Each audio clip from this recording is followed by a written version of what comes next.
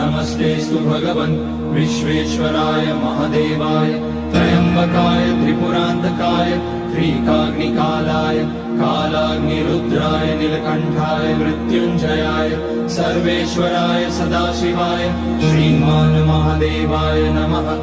ॐ नमः शम्भवाय च मयोभवाय च नमः शङ्कराय च मयस्कराय च नमः शिवाय च शिवतराय च। ॐ त्र्यम्बकं यजामहे सुगन्धिं पुष्टिवर्धनम् उर्वारुकमिव बन्धनान् मृत्योर्मुक्ष्यमामृतात्। नागेन्द्रहाराय त्रिलोचनाय भस्माकराय महेश्वराय नित्याय शुद्धाय दिगम्बराय तस्मै नकाराय नमः शिवाय। मन्दाकिनी सलिलचन्दन चर्चिताय नन्दीश्वर प्रणतनाथ महेश्वराय